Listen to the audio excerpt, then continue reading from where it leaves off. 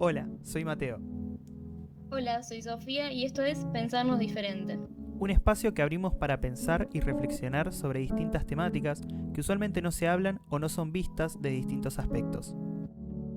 En el capítulo de hoy charlamos con Adriana Reaño sobre el aprendizaje y nuestros derechos.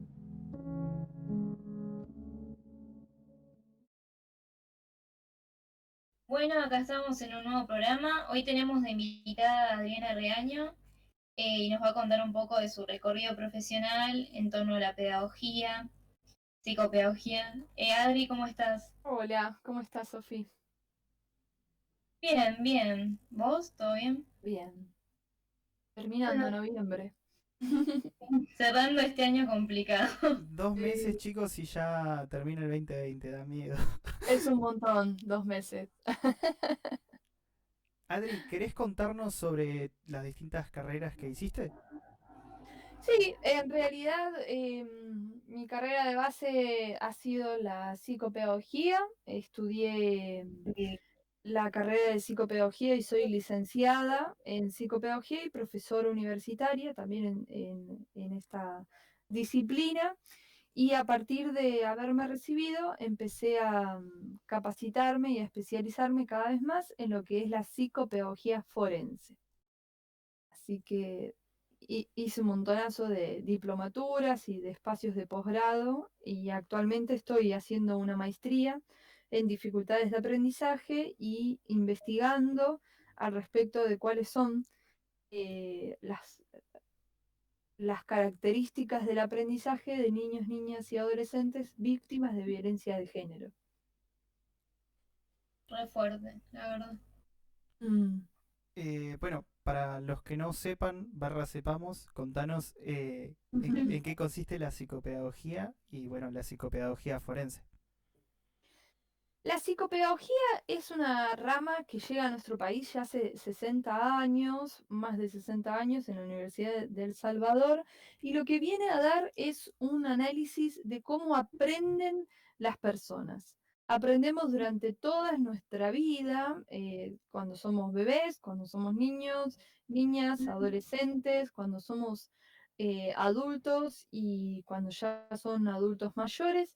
Siempre hay un aprendizaje que puede tener que ver con los espacios sistemáticos, como es la escuela propiamente dicho, o la universidad, y también puede tener que ver con aprendizajes de la vida cotidiana, aprender a utilizar plataformas virtuales, aprender a comunicarnos de otra forma, aprender a sumarnos a un Zoom en este 2020, nos dio muchas herramientas de cómo a lo largo de toda la vida hay que aprender. Entonces la psicopedagogía viene a desarrollar desde muchísimas áreas, la más conocida quizás es dentro de las escuelas o dentro de los consultorios clínicos, em, cómo aprender y cómo ayudar a las demás personas a aprender desde otras formas, ¿no? Desde una forma mucho más integrativa de todos los aprendizajes.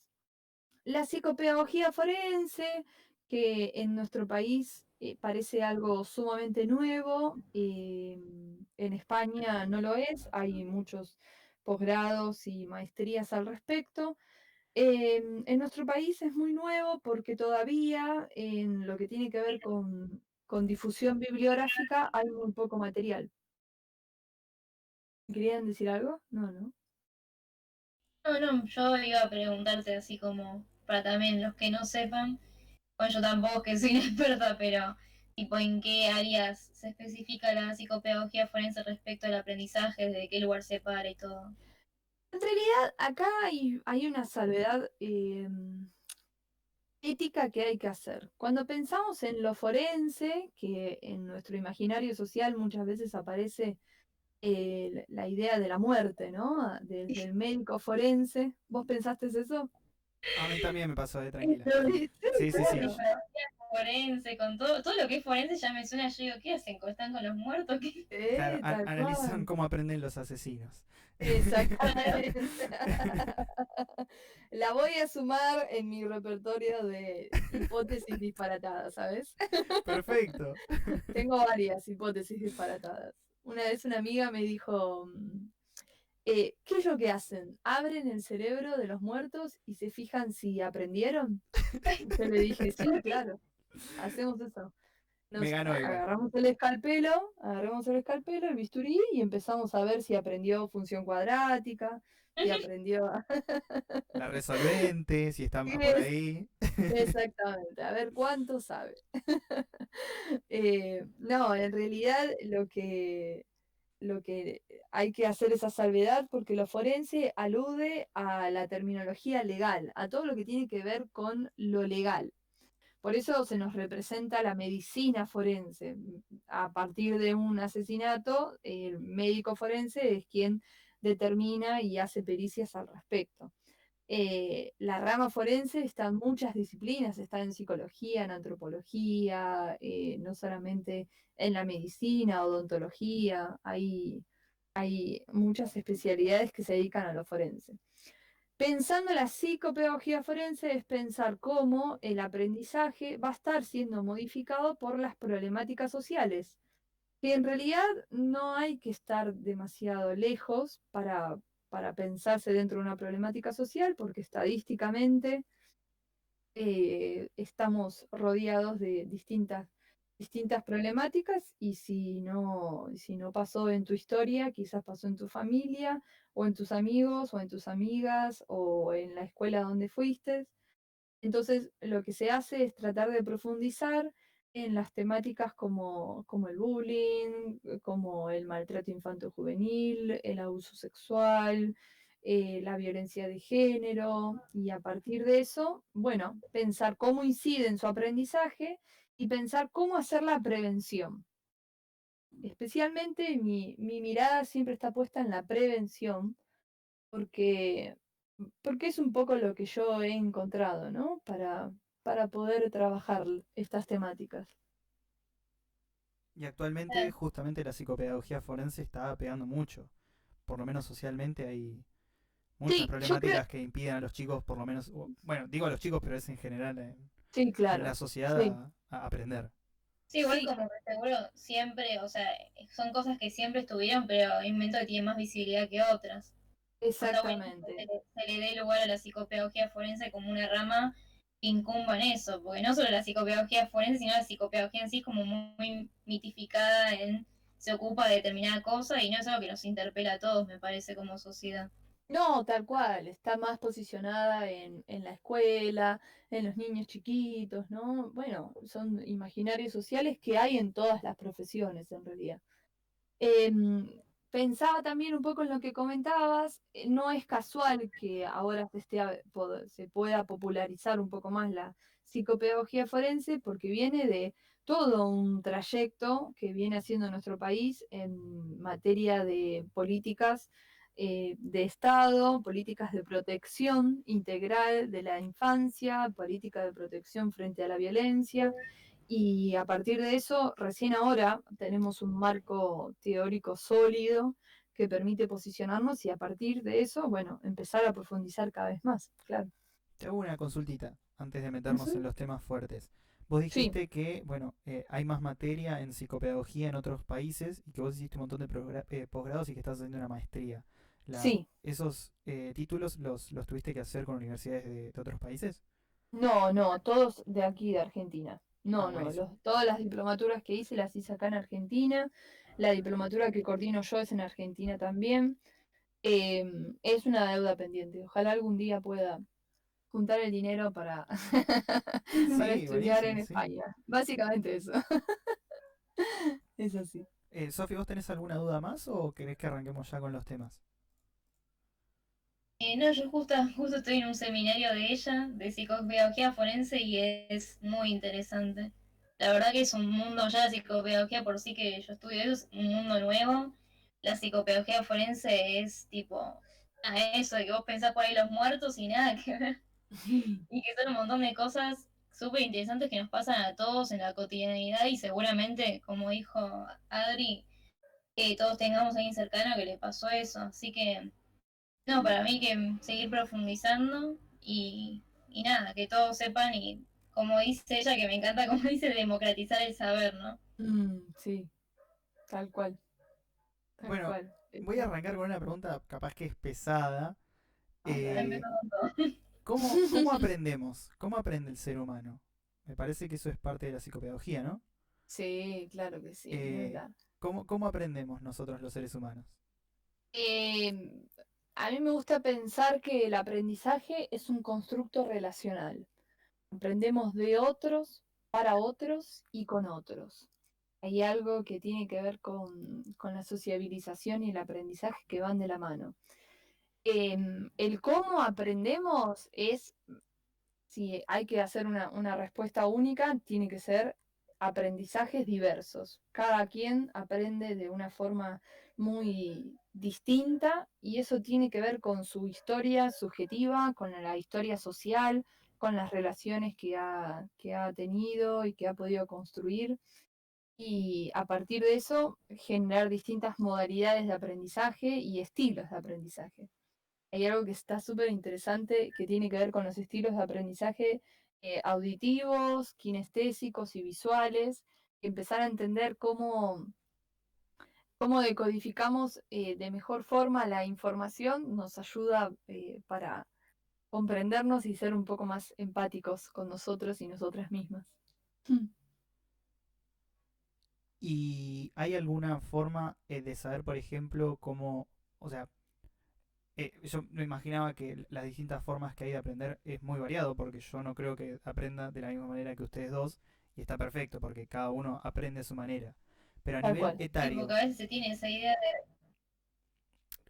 sí, no, yo capaz que lo que estoy tirando es cualquiera, tipo, pero hay, por ejemplo, que los más chicos aprendan más de alguna determinada manera, que los adolescentes tal vez de otra, así etariamente, o sigue siendo Sí, variado en todas las edades. pero no tiene que ver con la construcción neuronal, ni mucho menos, sino que tiene que ver con la cultura. Los niños y las niñas tienen mucho más habilitado el movimiento, por ejemplo, ¿no? Y el juego y la libertad desde ese lado. Y pueden en una plaza estar corriendo de un lado para el otro sin un objetivo puntual. No hace falta ganar un premio para tener ganas de correr. Uno cuando vamos creciendo en nuestra cultura en particular nos dicen quédate quieto, ¿no? No corras tanto, haz lo que hacen los demás, pasa un poco más desapercibido. Entonces, obviamente se cambian las formas de cómo aprendemos. Nada está bien ni mal, pero sí es un producto de la cultura en la que estamos. O sea, es más cultural que biológico, por así Sí, decirlo. claro. Sí, Sí, claro, ni bueno. hablar. A mí me gusta, yo doy muchas clases en universidad y me encanta hacer juegos, ¿no? Presentarlo desde los juegos y hacer disparadores un poco más alocados con las chicas y con los chicos y se quedan como, wow, mira, aprendí mediante un juego. Y no piensan que a la universidad se viene a jugar. Y Es sí, que la ¿por qué imagen de la no? universidad es serio, dura, ¿no? es dura. Es muy dura. Es dura. En Tal realidad, cual. la vista de todo el, perdón, la visión de todo lo educativo, como que da miedo. Claro, tal cual, tal cual, Y todo lo tal que cual. tenemos que ser como adultos, o sea, tenemos Sí, que comportarnos. Y sí, por algo se piensa que la psicopedagogía es solo para la niñez y que tiene que estar en los colegios. Eh, también como eso a veces en el colegio la única forma de aprender, ¿no? Que se piensa eso y bueno, el que se desvía de la norma y todo eso y no se piensa a veces en toda la diversidad y todo, cómo todos seguimos aprendiendo de diferentes formas, desde la adolescencia que es una transición también y la adultez, ¿no? claro que es una transición. Ni hablar. Y bueno, ya que nos estamos metiendo en eso de que la educación como que da miedito, como que va desde los dos aspectos, ¿no? Porque culturalmente, o sea, culturalmente el pibe tiene miedo a aprender en la escuela. Pero también está como esa imposición del profesor o del nivel educativo que da ese miedito. Porque vos, por Sí, ejemplo, nos dijiste que vos enseñás con juegos y el pibe le sorprende aprender con un juego. Y no es sí, claramente porque a nivel educativo no pasa ese tipo de cosas o no es tan sí, total. Sí, frecuente porque tenés al sí, sí, sí. profesores copados. Pero No, pero no es frecuente, ¿no? Este año yo lo noté con mayor predominancia, el hecho de que cuando empezamos primer año, yo doy clases en ya los años más avanzados, pero también en primer año, en el primer cuatrimestre. Y siempre me pasa en el primer cuatrimestre de que involucro mucho el cuerpo y hago juegos y pido que hablen y pido dinámicas y pido interacción y les cuesta como dejar de anotar todo lo que está pasando, de dejar de tomar Soltarse, apuntes sí, obvio. y involucrarse, porque no saben hasta dónde hacerlo, hasta dónde no, y este año con la virtualidad se sintió más todavía, ¿no? Me da vergüenza prender la cámara, no te conozco, no conozco a mis compañeros, es como Es que sí, bueno, a mí complicado. por lo menos creo que nos pasó en el secundario. Chicos, anoten rápido porque en la facultad no saben cómo los tienen, no los esperan. Y sí, llegás con toda la presión a la facu. Tal cual, sí, sí, sí, sí, sí. De Y los dos lados pasa. Me parece que todavía hay un paradigma previo que tiene que ver con una mirada mucho más simplista, en donde las infancias eran consideradas como un objeto peligroso, ¿no? Como personas diabólicas, pequeñas personas diabólicas que había que imponerse rápidamente porque si no te podían lastimar y te podían hacer mucho mal. Y Así cuestiona, que yo cuestiona creo que mucho. Guarda con cuestionar, guarda exactamente, con cuestionar. exactamente. Creo que hay algo de eso que todavía persiste, ¿no? El miedo de qué te van a decir. sí, o todo esto de no sé, la juventud perdida, tipo, como están en cualquiera, y son diferentes épocas, diferentes momentos, me parece. Eso seguro. Son diferentes épocas, momentos, aprendizajes. Es todo tan diverso que no puede ser evaluado con la misma vara. ¿Y cuál es, bueno, tu opinión profesional respecto al sistema educativo? Ojo, ni por lo bueno o lo malo, o cómo lo ves vos desde la psicopedagogía con los chicos. Yo creo que hay muchas propuestas que son muy interesantes y que son muy vanguardistas, como es el ejemplo de la educación sexual integral, que es una propuesta que ya tiene más de 10 años en nuestro país y que es de vanguardia con respecto al resto de Latinoamérica. Y eso es importante señalarlo también.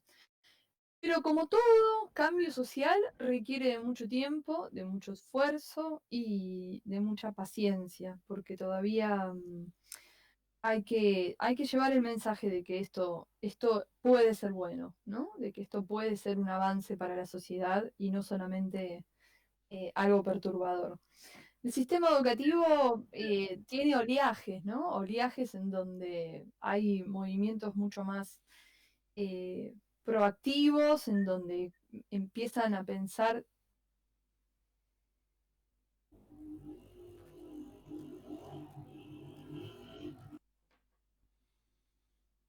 Creo que perdimos a Adriana. Ah, ahí va. Sí, sí, justo se te cortó. No pasa nada. eh, Decías que iba como por oleajes. sí, ¿qué es por oleajes? O al menos así lo puedo notar yo en mi experiencia profesional. Hay momentos en donde hay proyectos que son muy novedosos y hay momentos en donde no. Exactamente, es una ola. Em, Yo creo que ahora con el tema de la pandemia y la virtualidad necesariamente se va a transformar mundialmente la educación, ¿no? Como también se van a transformar los vínculos. Así que hay que estar permeable a eso. Y bueno, aprenderemos nuevas formas, ¿no? ¿Y Justo. Ah, qué pensás así de por qué es importante la educación sexual integral? La ESI tiene varios pilares. Responde a una modificación del marco jurídico legal, que es nuestro Código Civil, que fueron muy, muy en paralelo ambas modificaciones, ambas propuestas, y responde a la creación también de un nuevo paradigma de sociedad, a una sociedad mucho más integral, con otro tipo de miradas con respecto a la familia, a las emociones, a la diversidad sexual, por supuesto, a la inclusión. Yo creo que la ESI, como está planteada, es excelente, es un instrumento de cambio social. Realmente sí. y Claro, aparte es como lo que tipo educación sexual hay todo el tiempo en los colegios. Tipo, aunque Sí, no se hable de algo, está ahí, ya en sí. el modo de conducta, en cómo te vestís, en cómo se elige un profesor o un alumno. Y es como que se quiere invisibilizar cuando o sea, cuando ya se dice educación sexual integral, es todos, ay, no, no, que van a perturbar a mi hijo, cosas así. Porque Y es todavía increíble. está el imaginario social de sexualidad, genitalidad. Eso es Sí, algo que hay que trabajarlo un montón, ¿no? Cuando hablamos de sexualidad, hablamos de que todas las relaciones son sexuales, porque es una construcción social, ¿no? De por qué las mujeres tenemos que hablar de cierta forma y por qué el hombre tiene que hablar de otra forma y por qué nos tenemos que comportar de formas estereotipadas y hacer, ¿no? Las cosas como tienen que ser. Y cuando los chicos entran a la escuela, se tienen que poner en la fila rápidamente porque hay que salvar a la bandera. Pero hay que ponerse en la fila de menor a mayor, ¿no? Y mujeres por un bueno, lado y hombres por el otro. mujer, hombre. Mujer por un Obvio. lado, exactamente. Mira, yo siempre fui de las más altas de mi curso, así que siempre odié estar en el fondo porque era como la alta y, y era una cosa que lo odiaba. ¿Por qué tenía que estar acá? No, no quiero estar en el fondo. Bueno, es así. Tam- Estereotipos. También separar que lo que uno aprende en biología no tiene nada que ver con lo que se aprende en la ESI. No, y sí, la ESI también tiene un eje de lo que es el cuidado del cuerpo y va a estar hablando de las enfermedades de transmisión sexual, va a estar hablando de los cuidados ginecológicos y los cuidados del hombre también y de las diferentes de las diferentes formas de cuidarse y de protegerse y de entenderse, ¿no? Entender que hay, hay tantas vulvas y penes que son todos diversos entre sí y que no hay que seguir el modelo hegemónico. Y en realidad los pibes, las pibas, todos están rodeados de un modelo hegemónico, porque aquel chico o chica que no lo ve en la escuela lo va a ver en internet, lo va a ver mediante la pornografía, y en realidad son situaciones que son ficticias. Entonces Sí, sí. genera Desinformación dolor. también, ¿no? Claro. Exactamente.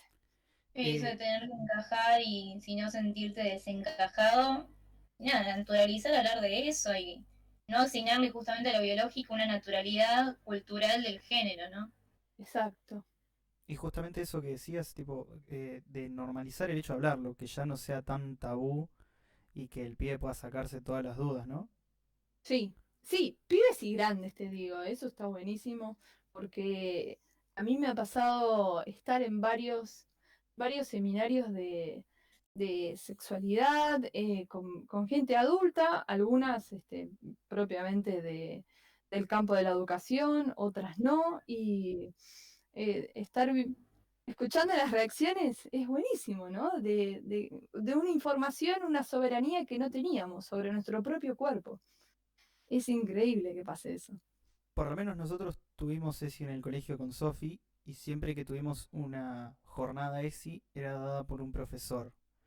¿Vos Ajá, qué opinás al respecto? Porque si vos me estás diciendo que hasta los grandes se sorprenden sí. de que pueden aprender a esa edad, eh, ¿está bien que lo dé un profesor o debería darlo un profesional más? O alguien que se haya capacitado en eso. No, no, no, no. Para mí todos podemos capacitarnos y podemos ampliar nuestra mirada. Quizás este docente estaba capacitado en los posgrados de educación sexual integral, que son muchos hoy en la actualidad, o quizás no, y era alguien que estaba preparado eh, anímicamente para poder a tomar estas determinaciones y hablarlas. Así que está buenísimo. La mirada interdisciplinaria siempre está buena, más allá de estés en la escuela o en donde estés. Siempre está bueno escuchar diferentes voces, pero no hace falta ser médico para hablar de educación sexual integral, sino que lo que hace falta es eh, ser soberano, ¿no? De tu propia sexualidad.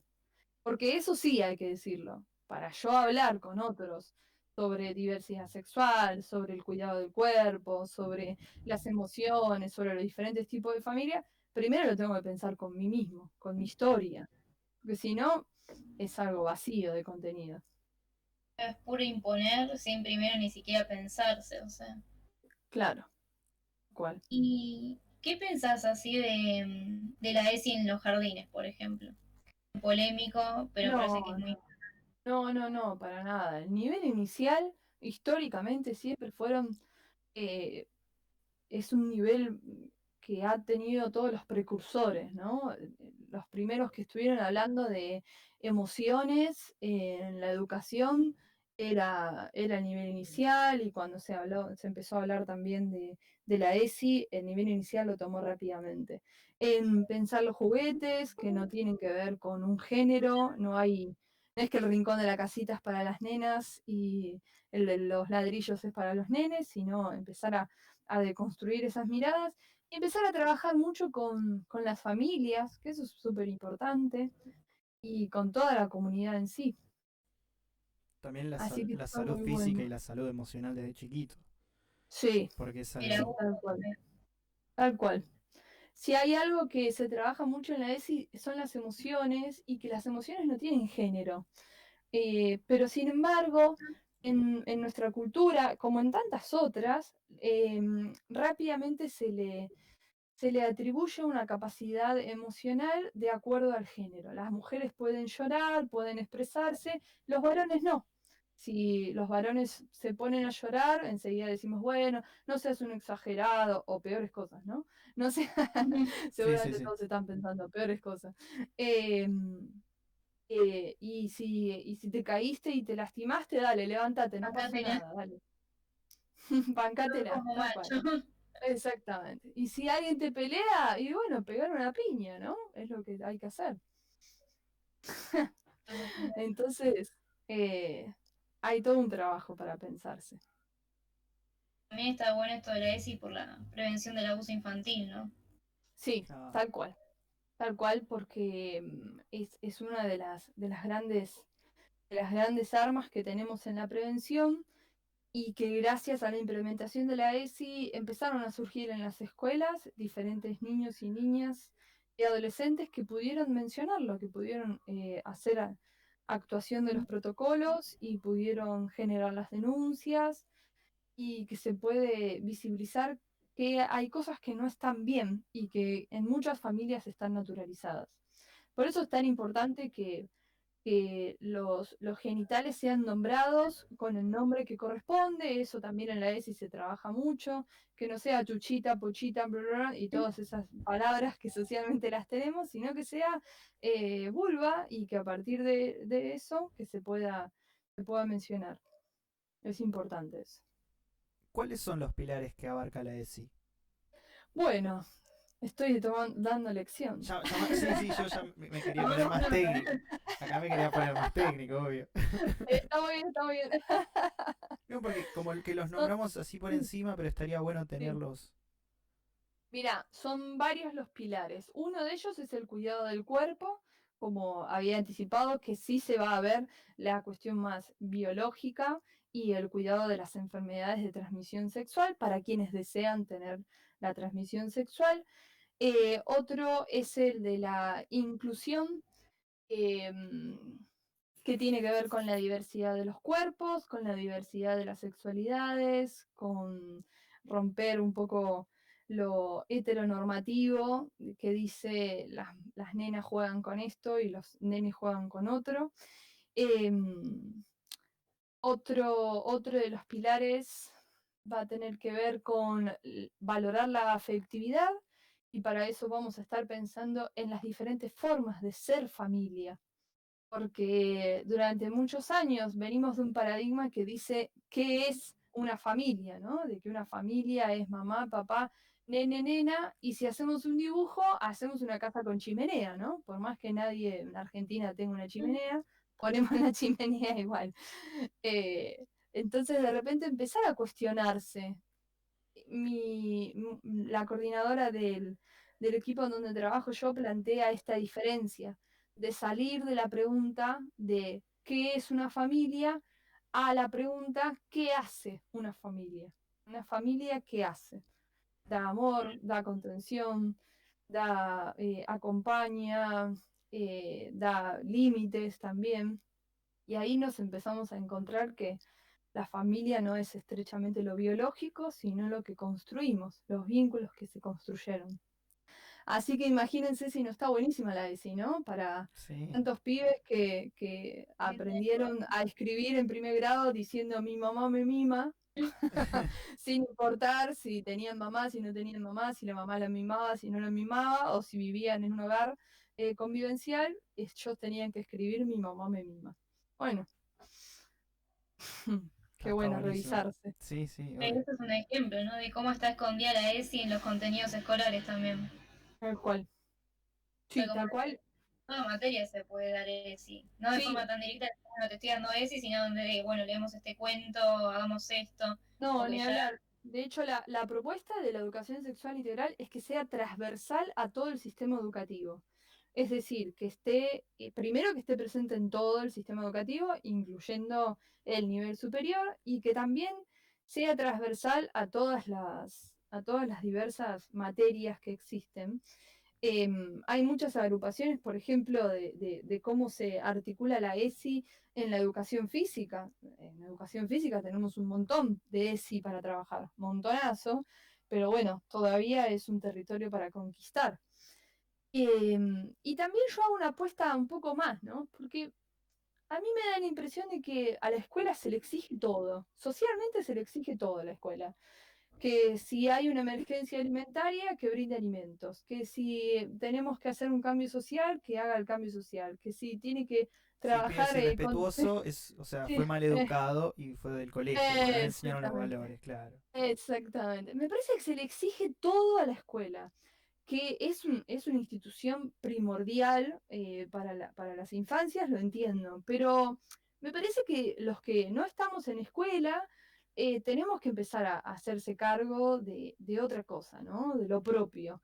Empezar a pensar, bueno, ¿cuántas de estas cosas en la cena con mi familia lo puedo charlar, ¿no? O cuántas de los chistes que son machistas que llegan a mi celular los comparto. ¿Por qué los comparto, no? Empezar a pensar como en los pequeños actos, qué pasa con mi sexualidad y qué pasa con el mensaje que estoy dando. Por más que parezca un chiste, no es un chiste, ¿no? Hay un mensaje detrás. pero Hay que todo hacerse cargo. Sí, cómo sí, sí. pensamos, todo, o sea, Ujú. si relacionas algo con algo, ya eso. Y a veces la escuela también pareciera que se la tiene muy ajena al mismo tiempo. Es como algo de, bueno, no, ahí no voy a decir tal cosa, ahí no me voy a Tal comportar de tal cual. manera. Como una Sí, segunda familia, más o menos. Que la sí, familia y la escuela te pasan la pelota sí.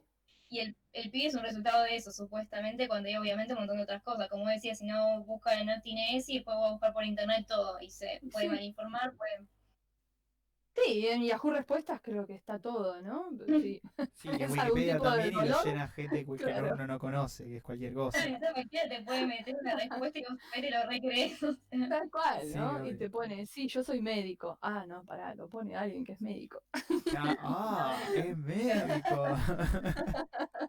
Con 17 años. Claro, tal cual. Así Eh, que me parece que hay que empezar a hacerse cargo de lo que consumimos también, ¿no? De las series que miramos y de los programas que estamos permeables a ver, porque una vez que te pones los lentes de la perspectiva de género, no te lo sacás más. Y empezás a ver todo a tu alrededor cómo está lleno de patriarcado. Y eso hay que bancársela también, porque hay que revisar la propia historia, hay que revisar rápidamente, a vos te hacen ruido, comentarios que te hacen, comentarios que capaz antes no le hubieras dado bola, ¿no? Pero ahora sí. Bueno, Mismo también y hay que mirar bancarlo, series en plataformas y ver que la mujer está completamente sexualizada. tal cual.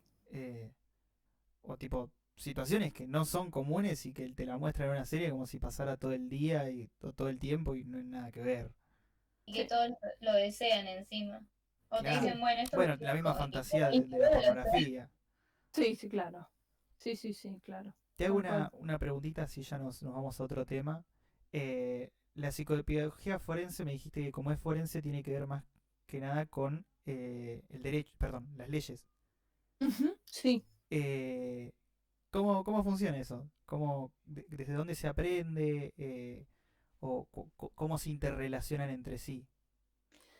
Justo ayer estaba hablando con una abogada que es parte de mi equipo, programando una próxima clase que vamos a dar juntas este sábado, y ella me decía, ella es abogada, obviamente, ¿no? Pero me decía que socialmente nos han inculcado no meternos en el territorio legal, ¿no? Que es algo muy difícil, que es algo muy corrupto, que es algo muy Plata, plata, complejo. plata. Claro. Exactamente. Que es algo muy complejo. Y en realidad lo mejor que podemos hacer es abrir una ley y leerla. Y hacerse eco de lo que dice la ley. En derecho, lo que no está escrito no existe. Es así de simple. Entonces, todo lo que dice, yo tengo que ir y leerlo. Y no leer un resumen de otra persona, porque va a ser su resumen desde su perspectiva. Lamentablemente, para poder adentrarnos en la psicopedagogía forense, hay que sentarse y estudiar todo lo que tiene que ver con las leyes y cómo inciden en las prácticas cotidianas. Así que es algo que parece tan complejo, pero en realidad lo que hay que hacer es poder adentrarse en esa información que es de acceso público. El boletín oficial está digitalizado hace años y que se puede leer tranquilamente. Aparte es para que todos sepamos también, o sea, vos también en psicopedagogía forense, actuar por ahí sobre un sujeto que no sabe que tiene una ley que lo ampara también. Exacto, exactamente. ¿Y cuál es el área de trabajo eh, más puntual? Tipo, Sí, eh, mira, podemos trabajar dentro de espacios jurídicos, como ser desde el área civil o el área penal, por supuesto desde lo laboral también. Pero yo me adentro y me aventuro un poquitito más, y esto es mi línea teórica. Adriana Reaño, nadie más, ¿eh? No sé si todos están de acuerdo conmigo o no, pero yo lo anticipo. Para mí, la psicopedagogía forense no se puede limitar a un solo espacio laboral, sino que hay que empezar a romper esas miradas de si yo trabajo en tal lugar, tengo que hacer esto.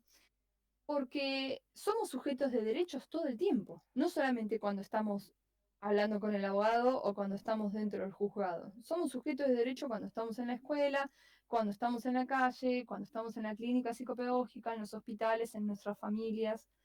Entonces, desde mi posición, la psicopedagogía forense tiene que ser una herramienta transversal a todos los campos de la psicopedagogía para poder advertir dificultades que sean desde las problemáticas sociales, sea en donde estemos. Yo te quería hacer una pregunta, digo, más personal, pero em, ¿por qué estudiaste psicopedagogía forense? O sea, ¿qué te hiciste? ¿Algo que te pasó por ahí que te Sí, interpeló? sí. En realidad, mira, Sofi, esto es algo muy curioso. Yo durante mucho tiempo pensé una respuesta, que era esta. Cuando yo estaba en cuarto año de la carrera, en mi primera práctica real, que se hacen con niños y con niñas y con adolescentes, se solicita un diagnóstico psicopedagógico en un hospital de Villa Soldati. Estaba ahí haciendo el diagnóstico a un niñito de 5 años, y cuando termina una de las técnicas me menciona que su padre le había pegado y me muestra su cuerpo como estaba lastimado. A partir de eso, yo lloré, y lo digo con orgullo, lloré y estuve muy afectada, y lo trabajé mucho con mis profesoras y mis supervisoras, y se generaron acciones que fueron de la protección integral de este niño y de sus hermanos también. Mi tesis de licenciatura lo hice empezando a pensar cómo es ese interjuego entre el contexto familiar violento y la configuración de matrices de aprendizaje. Y a partir de eso seguí trabajando en escuela, seguí trabajando en clínica, y realmente siempre encontraba en situaciones de vulneración de derechos, no porque estaba trabajando solamente en lo forense. Eso era la respuesta que tuve durante mucho tiempo, mirá, 10 años exactamente, y en la cuarentena me di cuenta que no fue no fue tan así, tan mágico, sino que toda mi vida estuve rodeada de personas que me fueron comentando diferentes tipos de vulneración. Cuando tenía 10 años, una amiga me contó que su papá le pegaba. Cuando tenía 14, una amiga me contó que su papá había abusado de ella. Cuando tenía 19, un amigo me contó lo mismo de un vecino. Entonces, en realidad siempre estuve en contacto con problemáticas sociales que simplemente venían y me lo contaban sin yo tener ningún tipo de herramienta y que aún así me conmovía y quería ayudar y quería generar estrategias. Así que siempre estuve rodeada.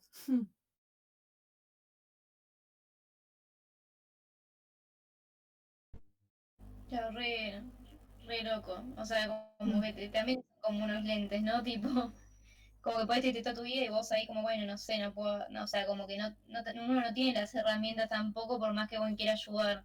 No, Eh, claro que no. No, no, no. y no No, sé, no sé hasta qué punto, cómo es el proceso, hasta qué punto también puedes llegar a, porque debe ser difícil eso también, establecerse un límite a uno mismo, ¿no? Como que hasta qué punto puede intervenir. Em, yo creo que la pregunta esa tiene que ser cuándo intervenir y cuándo no, más que hasta qué punto. Porque eh, tampoco en todo tenés que intervenir. Eso también es un aprendizaje, ¿no? Empezar a pensar qué cosas tienen que tener tu intervención y qué cosas no. Y, y la intervención siempre va a tener su fruto, siempre va a ser algo particular. Te hago una pregunta, Drew. Ujú. Eh, ¿Qué es lo que más te llevas de tu trabajo? El juego, la alegría, la potencia, ¿no? Los obstáculos que se van pasando y que las personas puedan, no es sobreponerse, porque creo que no nos sobreponemos totalmente, pero sí pueden reinventarse, pueden pensarse desde otro lado. Eso a mí me ayuda a reinventarme y a pensarme también. Estamos para eso nosotros también de alguna manera. Estamos acá para Mm. eso. Y bueno, para aquellos que quieran aprender de alguna manera, desde el lado que vos decías, desde las leyes, sobre todo lo que lo interpela a uno todo el tiempo, ¿cómo podemos aprender sobre eso? Hay muchísimos colectivos hoy en día, está buenísimo. Las redes sociales que pueden ser tan perjudiciales para algunos casos, también tienen el aspecto positivo de que te podés conectar rápidamente con muchas personas y eso es muy importante valorarlo y profundizar al respecto. Así que en las redes sociales hay muchos colectivos, yo estoy tanto en Facebook como en Instagram como Aprender en Círculo y me interesa llevar este mensaje, que es algo que es transversal y que aprender es una potencia para resignificar nuestra historia. Así que está buenísimo aprender. ¡Hurra! Aguante aprender. Obvio. Muy ñoña parecí. Como sí, No, está perfecto. aprender. Tampoco nos... Y esto, Claro, igual, yo creo que tenemos que también, bueno, sí, porque está como mucho eso también del aprender es estudiar, Claro, tal cual. separar un Sí, tal poco cual. eso, porque si Sí, bien sí, sí. hay de las dos, Ujú. no todo el tiempo aprender es estudiar. No, Uno puede aprender claro a que no. cocinar, a tocar la guitarra, bueno, qué sé yo, a relacionarnos con otros a también, con nosotros relacionarse. mismos, pensar, Sí, relacionar cosas. sí, sí, sí, sí, tal cual, tal cual. Y este año que tuviste así como creo que estuviste más en las redes, empezaste así este año con todo lo de la cuarentena, te llegaron, o sea, tuviste como mucho más llegada hacia personas que te contaron cosas, que tuviste que intervenir, ¿cómo fue también la intervención así en la cuarentena? ¿Desde mi trabajo en la fundación, Sofi, o desde las redes y lo que estuve compartiendo? Los dos Sí, aspectos. tu llegada, no sé si por ahí tuviste que, Mm. eh, tuviste cómo fue con esto de la cuarentena, así por todas las redes, todo eso, o sea, otra llegada que la que se tiene cotidianamente. Mira, en realidad a mí me cuesta un poco el lenguaje de las redes.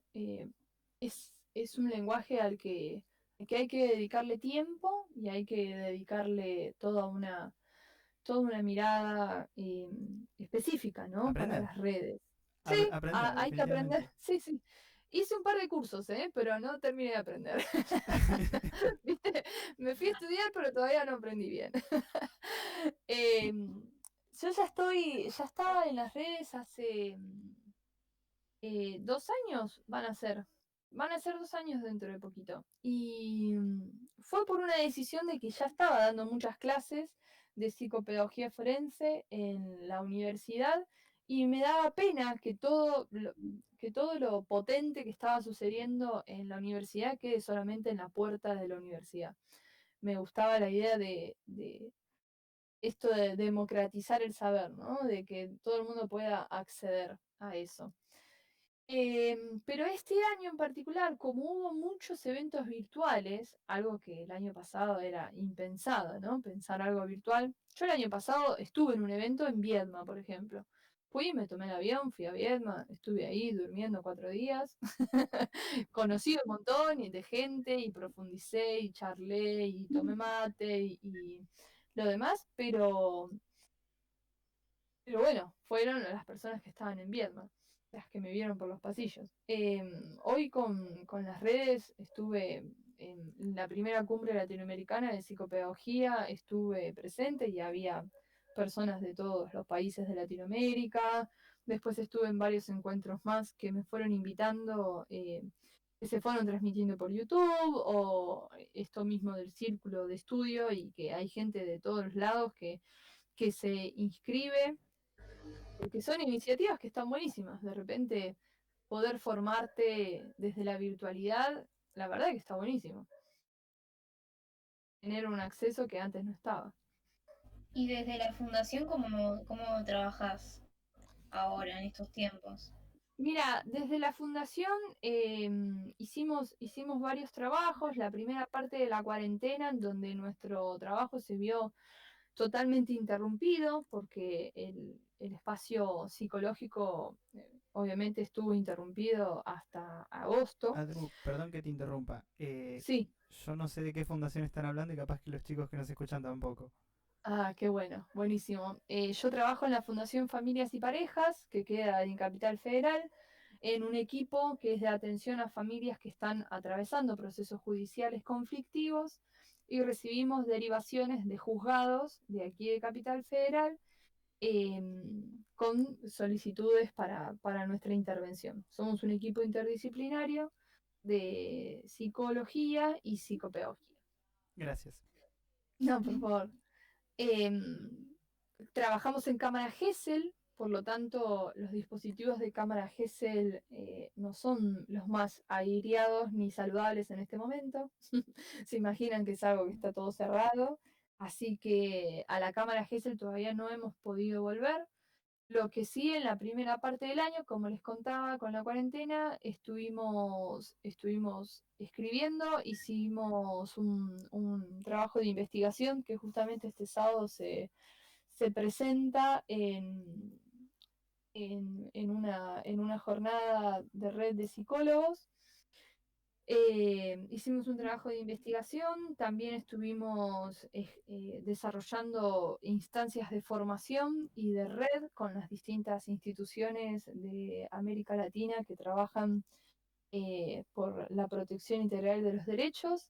Y en esta segunda parte del año ya estuvimos empezando a trabajar, pero por ahora por Zoom. Así que trabajamos por Zoom con situaciones que no podían esperar más, que eran muy conflictivas, y empezamos a trabajarlo por Zoom. Una pregunta. Me Ujú. imagino que hay situaciones que también tienen que involucrar el anonimato de la persona porque es en el ambiente familiar también, ¿no? O sea, son cosas que van por ese lado. Cómo, no te digo cómo manejan el anonimato, sino cómo funciona el contacto con la persona en las situaciones a donde puede estar conviviendo con alguien que le es perjudicial. No sé si se manejan con eso, perdón. Sí, Sí. no desde la fundación, pero te puedo responder desde el ámbito de la justicia. Lo que se genera rápidamente son medidas cautelares, medidas de protección integral que se llaman perimetrales. Y si la persona va y ejerce una denuncia, el Estado tiene que tomar medidas. Hay un juez que determina la medida excepcional de la perimetral y se solicita a esa persona que se retire de la vivienda y durante 60 días o 90 o 120, el tiempo que se establezca, no puede acercarse a tanta cantidad de metros. Así que eso es una medida judicial. Y en el caso así, en lo judicial, con les niñes, ¿cómo hacen? O sea, por ejemplo, si estaba conviviendo con un abusador o con alguien que tiene Ujú, violencia de género, ya los padres entre sí por ahí está en ujú. una situación vulnerable, ¿cómo hacen esos casos para intervenir? También hay medidas de protección diseñadas para los niños y las niñas y los adolescentes que tienen que ver con espacios transitorios en hogares convivenciales y dispositivos de acogimiento familiar, así se llaman. Así que en realidad es imposible generalizar porque a partir de cada situación se llevan a cabo diferentes estrategias. Hay estrategias que tienen que ver con la familia ampliada, si el niño está siendo vulnerado en sus derechos y hay alguna parte de hay un tío, hay un primo que puede cuidarlo y que puede garantizarle su bienestar, se acude a ellos y si no se piensa en instituciones estatales, bueno, o con el subsidio del Estado. Y eso justamente ahora en la cuarentena sigue funcionando. Sí, sí, son esenciales. Sí, sí, sí, son servicios esenciales, lo mismo que adopciones, lo mismo que psicología, lo mismo que hogares, son espacios esenciales, nunca se cortó. Sofi, ¿vos tenés alguna otra pregunta más? Creo que no, o sea, preguntas deben haber un montón. Yo Seguro que quedé me quedo como, en mi estoy cabeza. muy completo con todo. Tipo, me quedé sorprendido también de la cantidad de temas que hablamos. La verdad que está buenísimo. Primero, por el simple hecho de aprender, como hablábamos recién. Y segundo, tener esta visión de que se aprende todo el tiempo. Y que hay que estar constantemente tratando de aprender de nosotros, de nuestras relaciones, de nuestros derechos. O sea, Ujú. es fuertísimo. Y todo el tiempo aprendemos aunque pensemos que no aprendemos. Tal cual, tal cual. Bueno, Adri, muchísimas gracias por estar Mm, con nosotros, por darnos este tiempito para charlar un rato. Y muchísimas gracias. gracias por la buena onda. ¿Querés dejarnos Sí, tus redes así la gente también te puede seguir? dale, los que lo sientan, mi nombre es Adriana Reaño y mis redes son Aprender en Círculo, todo junto, Aprender en Círculo. Eso es, el espíritu de lo que quiero transmitir es eso, aprendemos todos de todos, de todos, de todas y de todes. Y si Y es un algún... ciclo, es un círculo. Tal cual. se aprende constantemente. Bueno, muchísimas gracias, Adri. Sofi, ¿querés dar nuestras redes? Dale. En Instagram estamos como pensar no diferente. En YouTube estamos como pensando diferente, así que síganos que cada semana vamos a subir un capítulo nuevo. O por lo menos Gracias, tratamos. Adri. Y ahora estamos también empezando a transmitir por Radio Señal Agentes todos los sábados a las 10:30 aproximadamente. Bueno, gracias Adri por acompañarnos, en serio. Nada, yo te admiro un montón y vos sos de misma área y espero también en algún momento llegar a adquirir toda esa formación.